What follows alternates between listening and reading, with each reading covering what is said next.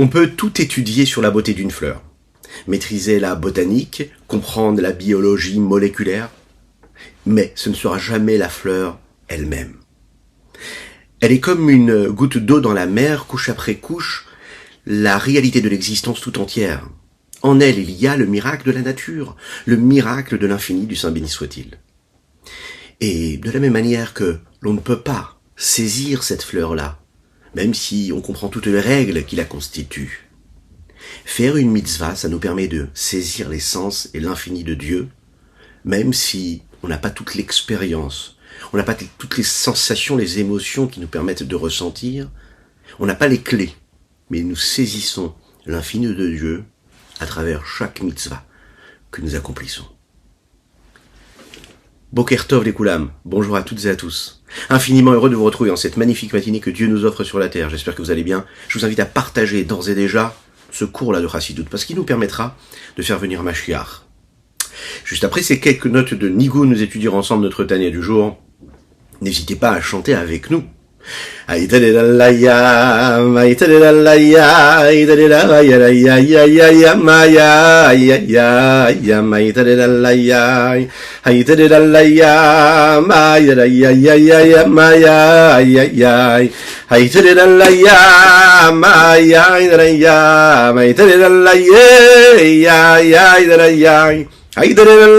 manandara di dan dan da ma ya ya ya ma ya ya ya la ya ya ma ya ya ay da la ya ya ma ya ya ya ma ya ya ya ma ya ya ay da la ya ay da la ya da la di da ma ma ma ma ma ya ma da la ya ay da la ya ay ya ya ya ya ya ya ya ya ay la ya ya ya ya ya la ya ya ya la ya ay la ya ma ya ya ya ya ay la ya ma ya ya ya ya ma ya ya ya ma ya ya ya ma ya ya ya la ya ya ma ya ya ya la ya ya ma ya ya ya ma ya ya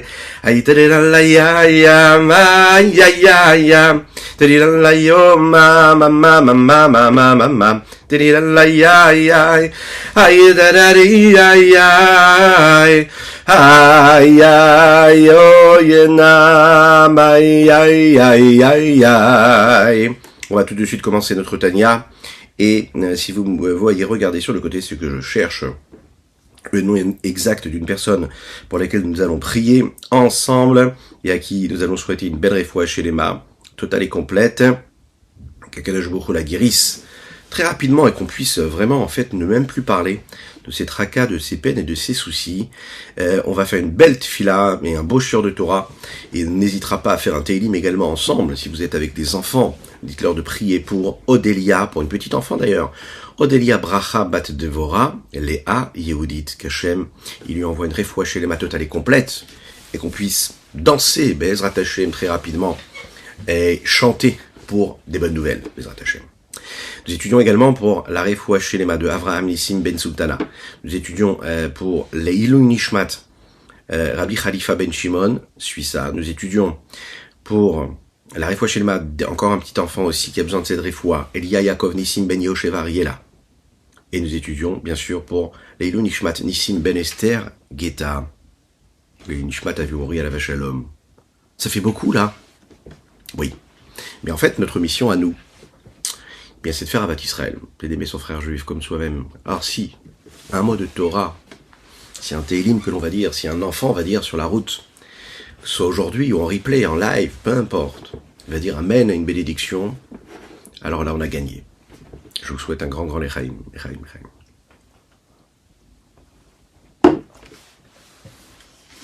Nous sommes dans ce 4e siman, et aujourd'hui, nous sommes le 4e jour du mois de Kislev, le mois des lumières, le mois des miracles.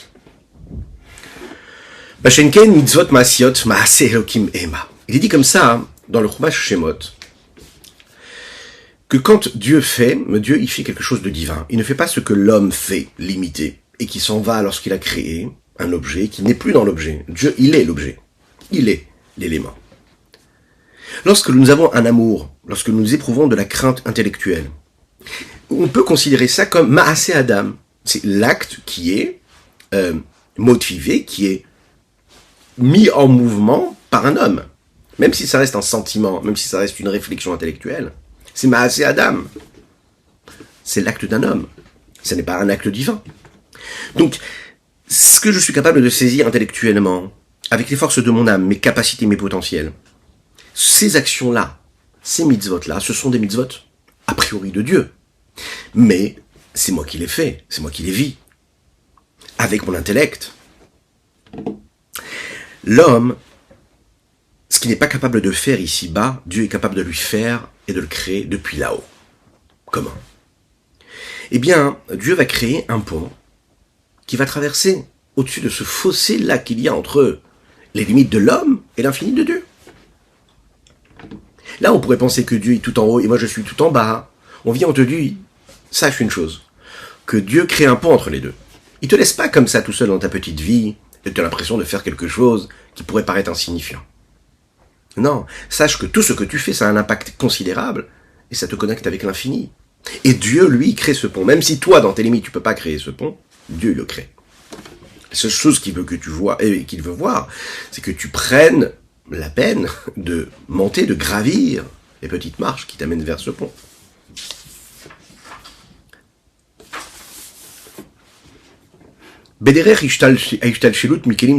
Maintenant, techniquement, comment ça se passe, kabbalistiquement et dans les termes de la Kabbalah et de la Chassidut.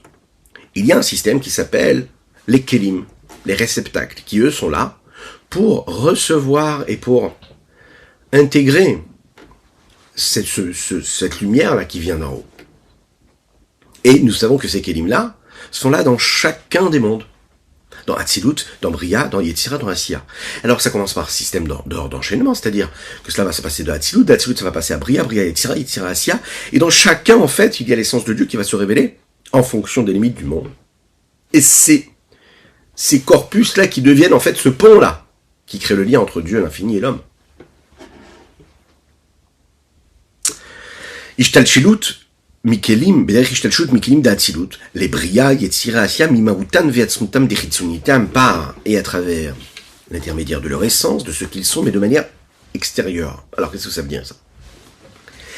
La mitzvah, quand elle descend, qu'elle vient du monde d'Hatzilut, elle voyage, elle va vers le monde de Bria. Ok ? Et de Yetzira et de Asiya. A priori, ça n'est pas du tout la même nature, on est dans une autre dimension complètement. Alors qu'est-ce qui s'est passé à ce moment-là ? En fait, il faut savoir que cette mitzvah, quand elle descend, ça n'est pas une créature qui est là ex nihilo, du néant à l'existant, qui n'était pas et qui devient d'un coup. En fait, il y a un processus. Elle passe d'une essence à une autre essence. Vous savez que nous avons expliqué les derniers jours, nous avons parlé de ce qui étaient les visages d'Hatzilut, dans les termes de la Kabbalah, les Partsufim. Et on a bien expliqué que le visage, comme il est là pour révéler quelque chose, il intègre quelque chose et en même temps, il donne quelque chose. Il donne un message. Eux, ces visages-là, reçoivent et donnent aussi également. Les mitzvot qu'il y a, par exemple, dans le monde d'Asiya, proviennent d'un système, d'un enchaînement qui vient des réceptacles qui sont dans le monde d'Hatzilut. Et cette petite goutte-là qui va venir d'Hatzilut, elle va descendre, et elle va tomber jusqu'à ce monde-là dans lequel nous vivons. Maintenant, est-ce que nous, on le voit, ça ? Pas du tout. Est-ce qu'on le saisit ? Pas du tout. Comme on l'a dit, comme on regarde la fleur. C'est pareil. La mitzvah, je peux tout essayer de comprendre. On peut en parler, c'est ce que nous faisons. La chose elle-même, c'est infini qui est là, je ne peux pas le saisir. Par exemple, le lulav, la hadas, la harava, spéciale dédicace. Quand on prend le lulav, d'accord, et qu'on prend les hadashim et qu'on prend les haravot, on est en train d'accomplir une mitzvah. Quelle mitzvah ? Les harba minim. Pendant la fête de Sukkot, on nous demande de prendre le lulav et de faire une bracha, une bénédiction avec, et de le mettre de tous les côtés, faire les na'anouim. Alors, qu'est-ce qu'on a pris ? On a pris quoi ? On a pris du cédra. Qu'est-ce que c'est, cédra ? C'est une espèce végétale, matériel, physique. Ça fait partie de ce monde de la physique matérielle. C'est limité. Et on voit que Dieu, qu'est-ce qu'il a fait? Il a habillé tout ce qu'il est lui-même à l'intérieur de cela. Maintenant, qu'est-ce qu'il a habillé? Regardons dans les termes ce qu'il dit ici. Kimo aderech machal etrog uminav, comme le etrog ou bien les différentes espèces de la mitzvah du lulav. Il biche bain akadosh baruch hu ma'utan vatsutam lachasedim di pnimim entre parenthèses dizerapin. Il a habillé en elle, dans chacune de ces éléments, dans chacun de ces éléments-là, les bontés et les rigueurs qu'il y a, comme on l'a expliqué, qui sont en réalité quoi? Les lumières profondes. Comme on l'a expliqué, vous vous souvenez, dans le Tanya du quelques jours, que par exemple les mitzvot assez, ce sont les lumières qui proviennent de quoi? De chesed. Les mitzvot assez, les commandements négatifs, c'est ce qui vient des lumières de gvura, de la rigueur. Au-dessus de la rigueur et de la bonté, nous l'avons expliqué dans le Tanya de Shabbat, qu'il y a cette lévanonite, cette blancheur là, blanchâtre, cet élément là, le mot ne me vient pas, qui est blanc. D'accord, mais qu'est-ce que c'est ça, ce lavnounite qui est donné dans le Zohar, dans la Kabbalah? C'est ce qui constitue l'élément qui précède les distinctions du bien ou du mal, de la bonté et de la rigueur, de la droite ou de la gauche. Et dans cet élément de lavnounite là, qui a en lui toute la vitalité qu'il y aura dans la bonté ou dans la rigueur, il n'y a que de la bonté. Parce que tout au-dessus de la rigueur, il n'y a que de la bonté. Et même si la rigueur, elle est là pour servir la bonté, au-dessus de la rigueur, il n'y a pas de la rigueur, il y a de la bonté. Et qu'est-ce que c'est la bonté? C'est justement l'infini, le partage, le don, complètement sans limite. Cette vitalité-là qui est passée, qui est transmise de monde en monde à travers ces lumières profondes, cette vitalité, elle va passer par des réceptacles. Quels sont ces réceptacles? Ce sont les sphirotes, ce que nous appelons les kélim, qui eux vont permettre à cette vitalité-là, à cette lumière de Dieu, de se poser. Et ça devient quoi en réalité? Les réceptacles, déjà avant de devenir et de descendre dans les mondes ici-bas, dans le Zeher Anpin de l'Avandi, dans ces petites figures-là qu'il y a dans le monde d'Atsilut. C'est la source première. Ils vont s'habiller ensuite dans ce monde-là, en venant de cette source-là, de cette lavnounite-là, dont on a parlé, et qui, elle, va leur permettre de s'habiller où ça? Et ça, c'est ce qui est extraordinaire. Ben, dans de la nature, dans le minéral, dans le végétal, dans l'animal, dans l'homme, et dans tout ce qu'il va faire, et tout ce qu'il va créer. Et bien sûr, les bonnes actions et les mitzvot. Veinu, miprinat chitzoni yutan. C'est pour ça qu'il précise ici de leur partie extérieure. Qu'est-ce que ça veut dire? C'est-à-dire que ces chassadim-là, elles ont une partie profonde et extérieure. Ce qui va être révélé à nous, c'est la partie extérieure, superficielle. Et pourquoi? Kanota bekol mitzvot ma'asiot, comme c'est connu pour toutes les mitzvot ma'asiot. Qu'est-ce qui peut se transmettre de monde en monde? Ce n'est pas la profondeur de la chose, c'est la partie extérieure, ce qui est à l'extérieur. Donc comme c'est à l'extérieur, ça peut se transmettre. C'est pas limité. Par définition, parce que c'est limité, ça peut se transmettre. Parce que si c'est infini, ça ne pourra pas s'intégrer dans quelque chose de fini. Donc on va prendre la partie superficielle extérieure et on va la donner, on va la transmettre. C'est-à-dire, il y avait des chassadim dans les mondes au-dessus, d'accord, qui étaient tout au-dessus, dans le monde d'Atsilut. Ces bontés-là. La bonté, par définition, c'est le partage, c'est la transmission. Donc de monde en monde, par la partie extérieure de chacun des mondes, il y a cette connexion qui se fait jusqu'à arriver vers la matière, vers ce étrog, vers ce lulav, vers cet hadas. Mais il faut savoir que bien que ce soit que la partie extérieure, il y a l'essence même de ces chassadim supérieurs-là, qui sont toujours présents dans cette transmission-là, et ça ne s'est pas arrêté au monde d'Atsilut, et ça ne descend plus. Non, c'est peut-être qu'un reflet qui se transmet de monde en monde, jusqu'au monde de l'action, mais l'essence de Dieu passe aussi à travers cet extrait-là, et ce rayonnement et ce dévoilement. Elle descend, cette essence de Dieu, ici-bas, matériellement, physiquement, pour s'habiller dans la matière, dans l'objet. C'est la raison pour laquelle il suffit de voir les hommes pieux à travers l'histoire du peuple juif, la valeur, le respect qu'ils donnaient, même à un morceau de pain. Parce qu'il y a tout en lui. Un morceau de pain, on va faire attention de ne pas le jeter, mais pas parce que juste on veut faire attention de ne pas jeter de la nourriture, mais parce qu'en fait tout ce qui a été créé par Dieu, ça a de la valeur. Je respecte tout ce qui est autour de moi.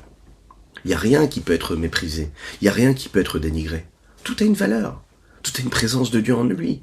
Donc en fait ma mission à moi ici-bas sur terre, ça va être quoi? De sublimer cela, de lui donner une fonction, de lui donner une chance, de lui permettre de s'exprimer. Machenken Adam, ce qui n'est pas le cas de l'homme, c'est-à-dire quand l'homme réussit à comprendre, à saisir, à créer, comme nous l'avons dit, une crainte ou un amour intellectuel, il ne peut pas saisir cette essence-là de Dieu telle que ça apparaît dans la mitzvah elle-même. Il peut la faire, cette mitzvah. Même afilou yeshlo neshama d'Atsilut. Même s'il a l'âme d'Atsilut, c'est-à-dire que c'est un grand tzaddik, comme Moshe Rabbeinu, dont l'âme provenait du monde d'Atsilut. Lechaim.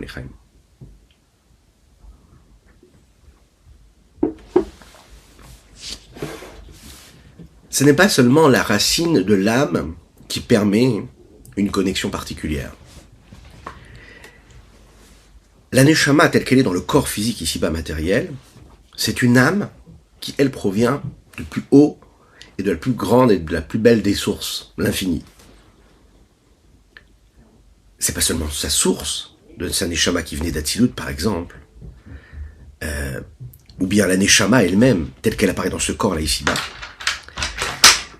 Bien que cette neshama, elle est bien plus élevée, elle a beaucoup plus de valeur que l'existence de la réalité de l'homme. À travers l'histoire du peuple juif, on a pu voir qu'ils avaient quelque chose dans leur personnalité, ces âmes-là, de ces grands tzadikim, de ces grands justes, qui avaient la possibilité de s'élever, de se détacher d'a priori ces limites-là de ce monde-là, mais qu'ils étaient en même temps, tout en étant dans les limites du monde, des êtres particuliers. Pourquoi ? Mais achar shemelu beshet bagouf. On reprend dans les mots, afilou yeshto neshama d'Atsilut, même s'il a une âme d'Atsilut, qui vient d'Atsilut, mais achar shemelu beshet bagouf, puisque cette âme-là est habillée est dans un corps, et donc limitée dans le corps. Et que le corps, lui, il est là pour cacher, de la même manière qu'il va cacher ce qu'il y a de divin dans le monde. Donc il va cacher aussi l'essence qui vient du monde d'Atsilut et qui est la source de cette âme-là. Lo yuchal limtso benafsho ou les asig mautan vatzmutam shel penimit achasidim des anpin d'Atsilut. Il ne pourra jamais saisir dans son âme, et grâce à son âme, même si elle vient d'Atsilut, saisir l'essence même de la partie profonde des chassadim de Dieu, de la bonté de Dieu, qui est ce qui se révèle dans Zeher Anpin d'Atsilut, les petites figures d'Atsilut. Et nous l'avons dit succinctement il y a quelques jours, parce que même le tzaddik, c'est la raison pour laquelle on l'a dit, c'est Moshe Rabbeinu, Ufanaï l'orirao. Akadosh Baruch Hu lui dit, tu verras ma partie arrière, mais tu pourras pas voir ma face. Qu'est-ce que ça veut dire ? C'est-à-dire ma figure intérieure, ça tu pourras pas le saisir. Même si ton âme vient d'Atsilut, tu pourras pas saisir cela. Pourquoi ? Parce que ton âme est habillée dans un corps. Et par définition, le corps il est limité. Donc dans le corps qui lui est limité, tu ne peux pas permettre une révélation, un dévoilement, qui soit lui un dévoilement intérieur et profond. Techniquement, comment ça se passe ? La Kabbalah nous l'explique. Ki ha'atzilut bichinat chaya, bichlalut ha'olamot, atzilut, bria, yetzira, asiya, shi bichinat makif milmala, ve'ena mitlabeshet bichliklal. Parce que Atzilut, c'est un niveau de chaya, on va expliquer tout de suite.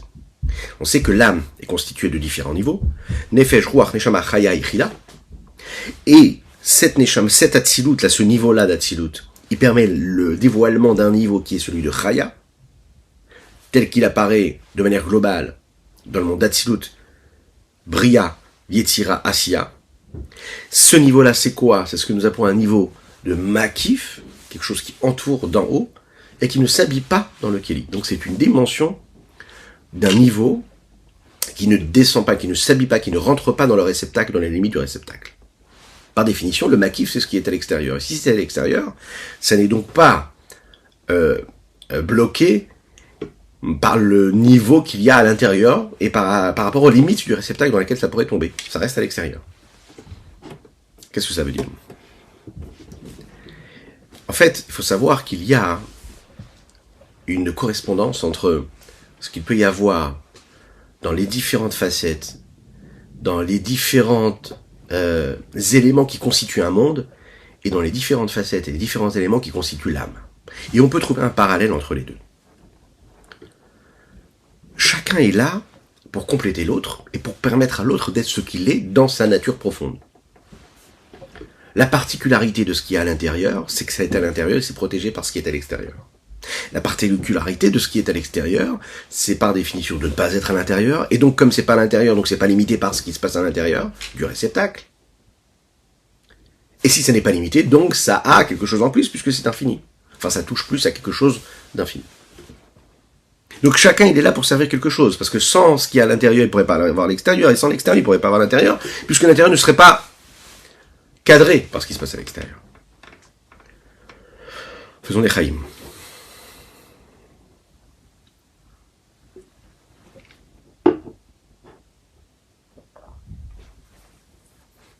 Maintenant, il y a des différences, que ce soit du côté extérieur ou intérieur, dans ce qu'on est capable de saisir et de comprendre. Il y a ce qui correspond au monde extérieur, à la partie infinie, que je ne suis même pas capable de saisir. Et il y a ce que je suis capable de saisir à travers mes réceptacles et à travers mes limites à moi. Quand nous parlons de l'âme, nous parlons de ces différentes dimensions, le nefesh, le ruach, le shamal, chaya et chida. Quand nous parlons des mondes, nous parlons de quoi? De Asiya, de Yetzira, de Bria et d'Atsilut. Quand on dit que Atsilut, c'est un niveau de Chaya, on a envie de créer un lien ici, dans le Tanya, par le Rabbi Shlomo Zalman, entre cette notion-là de Chaya, qui est une dimension de l'âme, et cette notion-là de Atsilut. Et il y a un parallèle entre les deux. Il faut savoir que tous les différents niveaux de l'âme qui s'habitent dans le réceptacle du corps, il y a en eux, des niveaux qui sont très élevés et des niveaux qui sont moins élevés.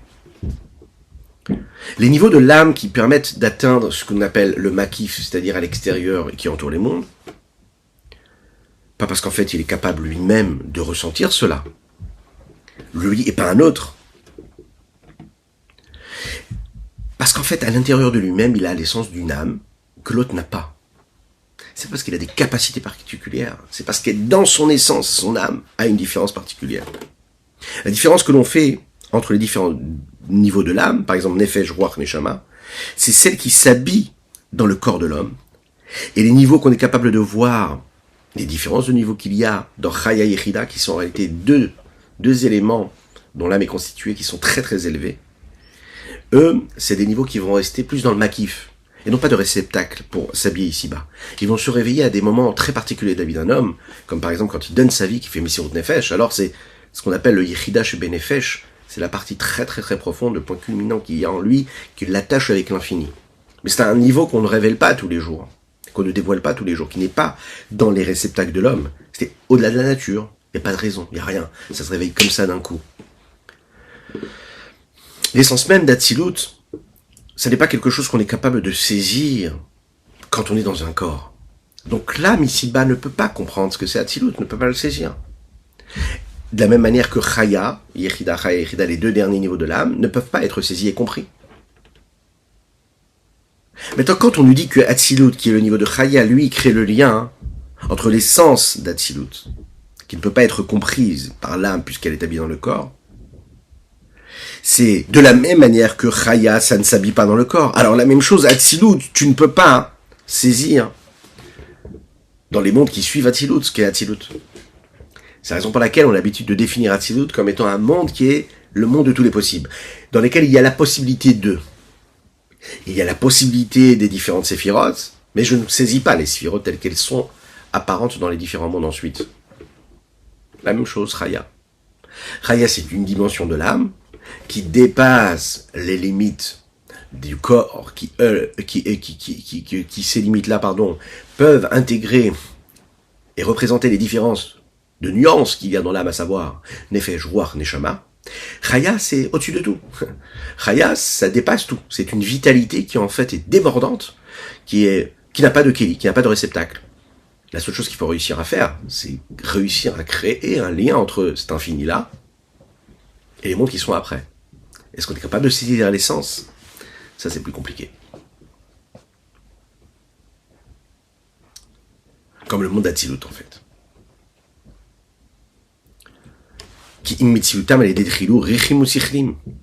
La seule chose qu'on va pouvoir saisir, c'est la crainte et l'amour qui vont pouvoir être intégrés grâce à quelque chose d'intellectuel. Ça veut dire l'intellect de l'homme, c'est un intellect qui est physique, matériel, humain, et les réceptacles, les outils qui sont pris de son petit monde à lui, c'est-à-dire le monde des créatures, cet intellect-là ne peut pas saisir l'essence d'une lumière de l'infini, du Saint béni soit-il, qui lui se trouve dans Atsilut, puisque il n'est pas dans cette réalité-là. Il peut saisir et comprendre qu'il y a quelque chose, mais il ne peut pas saisir réellement ce que c'est. Un peu comme nous parlions de la fleur, je comprends toute la logique, la beauté, le miracle de ce qu'il y a dans cette fleur-là, mais est-ce que j'ai la fleur? Est-ce que c'est la fleur? Non. Et quand on nous dit que Akadosh Baruch Hu dit à Moshe Rabbeinu, je vais voir ta partie extérieure, tu pourras voir ma partie extérieure, mais pas partie profonde.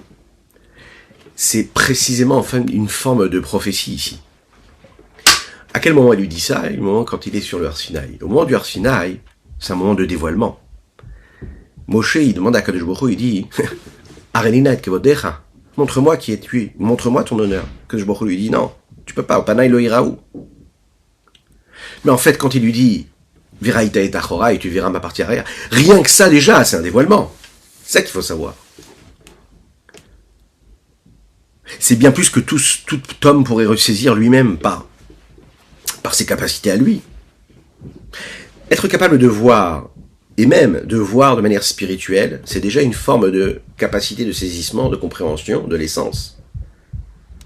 C'est pas qu'on l'entend, on le voit. Et on voit beaucoup plus qu'on entend. On entend, c'est global. On voit, c'est précis. Quand on dit que Dieu dit à Moshe Rabbeinu, Veraïta et Achora, et tu verras ma partie arrière, c'est qu'il lui donne la possibilité de voir son essence. Chez où, cette prophétie-là, c'est une forme de diffusion et de dévoilement matériel, physique. Comme il est dit dans le Zohar de la Parashat Mishpatim, que la prophétie, c'est quand l'âme est capable de voir de manière directe, non pas à travers le corps, même pas à travers la force de l'esprit, mais à travers une dimension qui dépasse tout cela. Ve'ainu atam, c'est la raison pour laquelle les fichiers Yefchar, et c'est la raison. Les fichiers Yefchar, la nivra la si klum bemot elokot shu aboré. Un homme, d'accord, qui est une créature, ne peut pas saisir quelque chose qui fait partie de l'essence du divin, puisque lui-même c'est une créature. Comme nous l'avons expliqué de manière beaucoup plus longue, dans les Guéret à Kodesh, le rapport qu'il y a entre le créateur et la créature, et le Rav Adin Even Israël l'explique très bien, c'est un rapport de ex nihilo, du néant à l'existant. Ça veut dire que pour la créature, il y a un existant, c'est-à-dire le créateur. Pardon, excusez-moi. La créature, c'est quelque chose qui existe. Et le créateur, c'est quelque chose qui est du néant, parce qu'il ne le voit pas, parce qu'il ne le saisit pas. Je ne peux pas le saisir, je ne peux pas le voir, pas du tout. Et en fait, il faut savoir qu'il y a en cela quelque chose d'essentiel qui nous parle du créateur et de la créature. Lorsque la créature réussit à saisir l'essence du créateur, alors dès l'instant où il réussit à saisir vraiment, ben il cesse d'être une créature. Parce que qu'est-ce qui fait qu'il est une créature? C'est qu'il ne peut pas saisir le créateur. Pourquoi? Parce que par définition, s'il est une créature, c'est qu'il est limité. Dès l'instant où il sort de son corpus, de ses limites de créature, alors ça veut dire qu'il n'a plus de limites. Et s'il n'a plus de limites, ben il n'est plus créature. Il devient le créateur. Il devient sa source. Donc, on est obligé de dire ici que l'essence, quand elle est saisie, elle permet plus à l'être d'être ce qu'il est, dans ses limites. Je ne peux pas être les deux, je ne peux pas être et le créateur et la créature. Dès l'instant où je suis la créature, je ne peux pas le saisir, parce que si je le saisis, je ne suis plus créature. Oublie à saga, et sans que je saisisse l'essence même de Dieu, Enzo albachot fisod vekutamitit. Ça n'est pas ce que l'on appelle réellement se vêtir, s'envelopper dans sa compréhension, dans ses sensations, ses émotions. Il n'y a pas de lien essentiel entre les deux. Là, il se trouve où il est, et l'autre, il se trouve où il est. Ce qui n'est pas le cas du Etrog, et c'est là la beauté de la mitzvah. Le fruit physique, matériel avec lequel je fais la mitzvah, le derech machal par exemple, ou bien tous les sujets qui font partie, et tous les éléments qui sont à la disposition de l'homme pour qu'il puisse accomplir les mitzvot. Chayuto, sa vitalité spirituelle, qui l'éclaire et qui l'irradie de sa lumière. Elle vient et elle a subi ce système et cet ordre d'enchaînement qui a créé cette influence. Ce dont se partage de cette essence est essentiel, qui est aussi extérieur. Comment? Techniquement, à travers le réceptacle, et dans le réceptacle, à travers la partie Nukva, celle qui reçoit, d'accord, dans Zeher Anpin, dans les petites figures qui, eux, sont les figures qui donnent, d'Atsilut, du monde Atsilut, Sheprinat Elokut, c'est un niveau de divin. On sait que la notion de fruit vient du monde de Hatzilut. Kilamed, Kelim d'Hatzilut, Yardou Libra Yetzirah. Techniquement, on sait que les 30 réceptacles du monde d'Hatzilut sont descendus dans Bria Yetzirah. Dans la Kabbalah, on nous explique comment est-ce que cette chute-là, cette descente se fait depuis l'Hatzilut jusqu'au monde. Et là-bas, elle expliquait que dans chacun des 10 Kelim qu'il y a dans le monde d'Hatzilut, et on sait quoi, c'est quoi les 10 Kelim, c'est à chaque fois les 10 séphirotes qu'il y a dans chaque monde.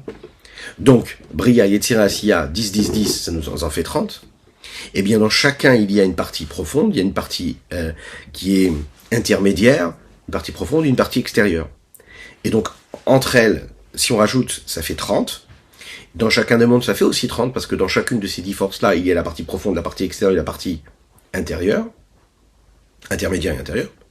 Et les 10 vont descendre, et elles deviennent une forme de vitalité et d'âme pour le monde qui vient juste en dessous. On va dire 10 intermédiaires qui vont, elles, devenir les intermédiaires du monde de Yetzirah qui est juste en dessous, qui elles-mêmes vont donner ces 10 intermédiaires qui vont donner la possibilité d'existence à ceux qui sont dans le monde de Bria, de Asiya. Et de cette façon-là, en fait, on peut recevoir l'essence qu'il y a de l'infini à travers ces intermédiaires-là. Mais non, c'est pas compliqué. Même si on saisit pas tout, c'est important de savoir que ça existe.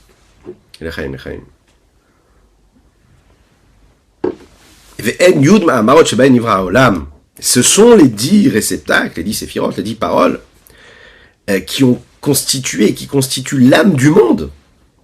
Et ce sont ces 10 paroles-là qui créent. À l'idée, il tlapchou de Nukva d'Asiot Baout, mais Maout, parce que ça va s'habiller dans la partie Nukva du monde d'Asiya, l'essence dans l'essence. Comme on l'a dit, parce que le réceptacle de Hatzilut devient l'âme de Asiya. Donc en fait, on voit bien que l'âme d'Asiya, elle devient vraiment de la véritable divinité. Pourquoi? Parce que les fiches dans le monde d'Hatzilut, lui et ses réceptacles, c'est une seule chose.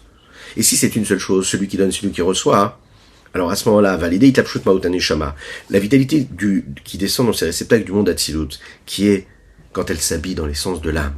Bemaout akelim de Nukva d'Asiya, quand ça s'habille dans l'essence des réceptacles de Nukva qui, elle, est dans Asiya. Parce que Nukva, c'est celle qui va recevoir. Et ce sont donc les 10 paroles parmi lesquelles il y a la création de différents mondes et de différentes choses qu'il y a dans ce monde. Benitava et Etrog. C'est dans ce monde-là et c'est grâce à cette force-là qu'a été créé le Etrog matériel. Donc il en ressort que quoi? Que la vitalité du Etrog physique et matériel, c'est de l'essence de Dieu.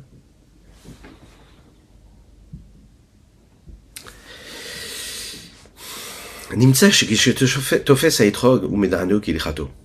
Et là, c'est magnifique. Ça veut dire que quand on prend le Etrog et qu'on va le bouger comme la halakha nous le demande, et là c'est très intéressant le détail, ça veut dire que quand je vais faire les choses comme il faut, comme Dieu me le demande à travers les écrits de nos sages, à travers les générations qui me disent prends le Etrog de cette façon-là et ne pas le prendre de cette façon-là. Dans les petits détails, je suis en train de faire quoi? Je permets aux 10 paroles de Dieu qui ont créé ça, mais d'exister à travers ce qu'elles sont elles-mêmes, à travers leur infini. Nitava Etrog. Le Etrog, il a été créé à cela. Alors à ce moment-là, moi-même, quand je prends que je tofes, arrêtez tofes mamashrayuto amalubashbo, l'homme est en train de saisir dans la mitzvah, quand il prend le Etrog, il saisit la vitalité du Etrog, qui est habillé à l'intérieur et qui provient d'où? De Nukva de Hatzilut. Puisque la source est dans Hatzilut, Nukva c'est celle qui reçoit. Celle qui reçoit, qui permet la transmission,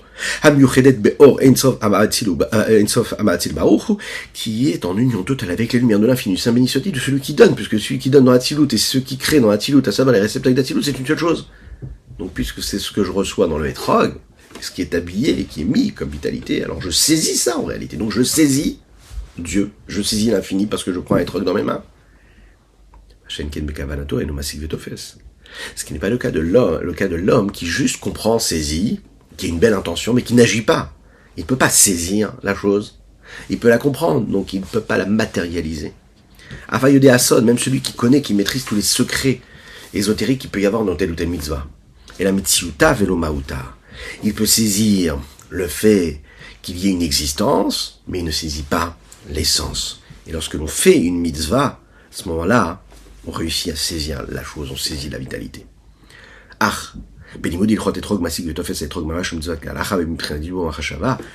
exclure, quand on étudie les lois du Etrog, que là je comprends, je saisis tout sur l'Etrog qui lui est la mitzvah elle-même qui me permet de saisir la vitalité de Dieu.